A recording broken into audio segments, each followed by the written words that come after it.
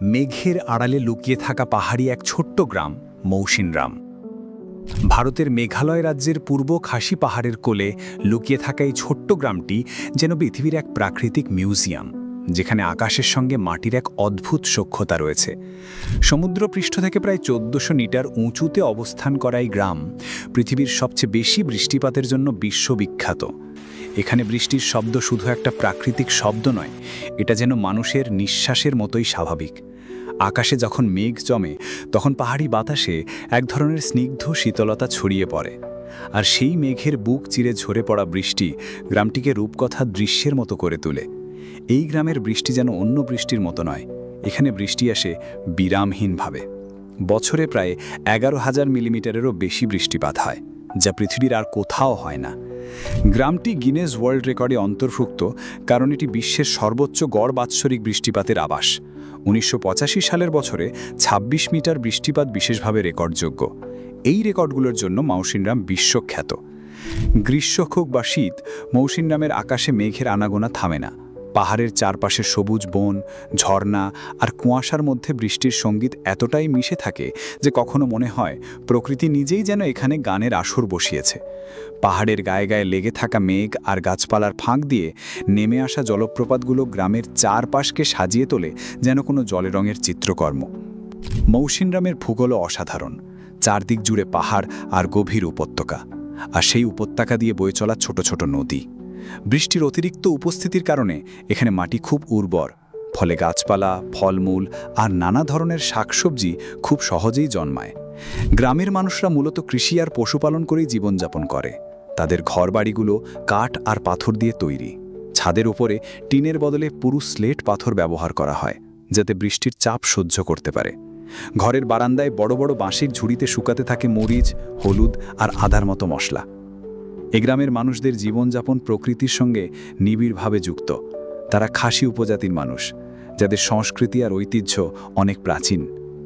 মৌসিনরামের মানুষদের ভাষা, গান, নাচ আর উৎসবের মধ্যে প্রকৃতির ছোঁয়া পাওয়া যায়। বর্ষাকালে তারা বিশেষ প্রার্থনা করে যাতে বৃষ্টি গ্রামের জন্য আশীর্বাদ হয়ে আসে, অভিশাপ হয়ে নয়। এখানকার লোককথায় আছে বৃষ্টি আসলে এক দেবীর আশীর্বাদ, যিনি পাহাড়ের গুহায় বাস করেন। মাঝে মাঝে গ্রামের প্রবীণেরা বাচ্চাদের সেই গল্প শোনায়, কিভাবে দেবী মেঘের বুকে বসে এই গ্রামে জল বর্ষণ করেন আর গ্রামের জীবনকে বাঁচিয়ে রাখেন। মৌসিনরামের আবহাওয়া অনেক সময় কষ্টকর হলেও মানুষদের মানসিকতা আশ্চর্যভাবে দৃঢ়। টানা কয়েকদিন বৃষ্টি হলেও তারা হাসিমুখে কৃষিকাজ করে, রাস্তায় হাঁটে, এমনকি বৃষ্টি ভিজে স্কুলে যায়। তাদের জীবনের সঙ্গে ছাতা, রেনকোট আর রাবারের বুট একদম অবিচ্ছেদ্য অংশ। গ্রামের রাস্তাঘাট খুব বেশি পাকা নয়, কাদায় ভরা, কিন্তু তাতেও তাদের কোনো অভিযোগ নেই। তারা জানে এই বৃষ্টি না থাকলে গ্রামের সবুজও থাকবে না, তাদের জীবিকা থাকবে না। এই গ্রামও পৃথিবীর মানচিত্রে বিশেষ হবে না। এখানে প্রাকৃতিক সৌন্দর্যেরও শেষ নেই। গ্রামের কাছেই আছে বহু ঝর্ণা, যেমন নোহকালকাই জলপ্রপাত, যার বিশাল জলরাশি পাহাড়ের বুক চিরে নেমে আসা এক ভয়ঙ্কর অথচ মায়াবী দৃশ্য তৈরি করে। বর্ষার সময় এই ঝর্ণাগুলো আরও ফুলে ফেঁপে ওঠে। আশেপাশে আছে গুহা, যেমন মাউস মাই কেভ, যেখানে প্রাচীন চুনাপাথরের গঠন এক রহস্যময় দৃশ্য তৈরি করেছে। পর্যটকরা বর্ষাকালে এখানে কম আসে কারণ প্রবল বৃষ্টি তাদের পথ আটকে দেয়, কিন্তু শীতকালে যখন বৃষ্টি কিছুটা কম হয় তখন অনেকে আসে এই অদ্ভুত গ্রামের গল্প দেখতে। মৌসিনরামের সবচেয়ে বড় রহস্য আসলে এর বৃষ্টিপাতের কারণ। ভৌগোলিকভাবে এটি এমন এক স্থানে অবস্থিত যেখানে বঙ্গোপসাগর থেকে আসা আর্দ্র বাতাস পাহাড়ে এসে ধাক্কা খায় আর মেঘ আকাশে আটকে যায়, ফলে মেঘ ভেঙে বৃষ্টি হয় অবিরাম। বৈজ্ঞানিকভাবে একে ওরোগ্রাফিক বৃষ্টিপাত বলে, কিন্তু গ্রামের মানুষের কাছে এটা শুধুই প্রকৃতির ভালোবাসা।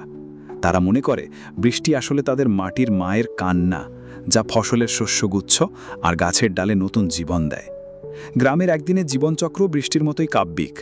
সকালে কুয়াশার ভিতর দিয়ে মোরগের ডাক শোনা যায়, শিশুরা ভিজে মাটির পথে দৌড়ে স্কুলে যায়, বয়স্করা ছাতা মাথায় মাঠে যায়, আর বিকেলে যখন মেঘ আরও ঘন হয় তখন গ্রাম জুড়ে বৃষ্টির টুপটাপ শব্দ এক ধরনের লড়ির মতো বাজতে থাকে।